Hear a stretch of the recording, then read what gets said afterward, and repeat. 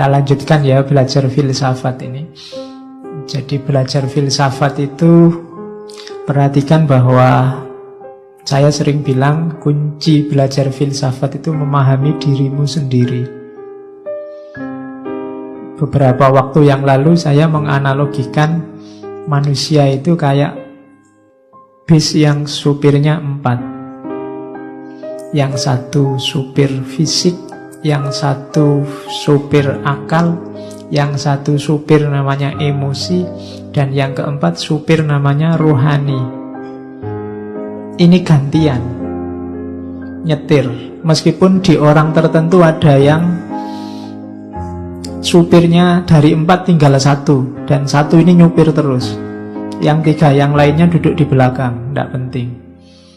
Kadang-kadang gantiannya cuma tinggal 2, kadang 3, kadang 4. Para wali, aulia itu biasanya supirnya tinggal 1, rohani saja. Emosi, akal, fisik itu nomor sekian duduk di belakang.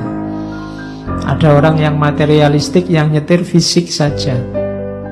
Nanti ada orang melankolis yang nyetir emosi saja. Ada orang rasionalis yang nyetir akal saja. Sebenarnya dalam hidup kita ini gantian nyetir. Kenapa saya sebut gantian? Karena biasanya kalau yang satu sudah maju, yang lain tidak penting lagi. Emosi kalian sedih, tapi kalau yang nyetir pas yang fisik, misalnya kalian pas makan, kan tidak ada orang makan sambil nangis. Makan sambil ketawa-ketawa tidak ada. Makan urusannya fisik. Tapi emosi, kalau emosinya maju, makan pun tidak enak. Kalau sedang emosi yang nyetir, misalnya kamu sedih, fisik masuk tidak enak.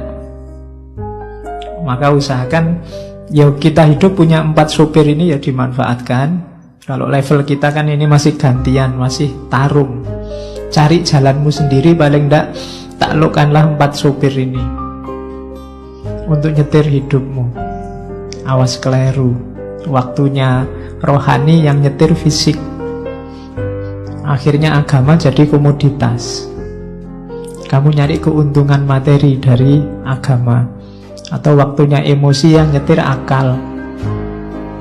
Ada orang tersinggung, ada orang marah, kamu marah-marahi dia sebagai tidak rasional. Padahal itu emosi sebenarnya yang nyetir. Nah ini 4 sopir dalam hidupmu ini harus terjamin. Kalau nggak terjamin kamu susah. Fisik tidak terjamin kamu susah. Emosimu tidak terkendali kamu susah. Akalmu tidak jalan apalagi. Rohani tidak diopeni, nasibmu kayak barat modern hari ini.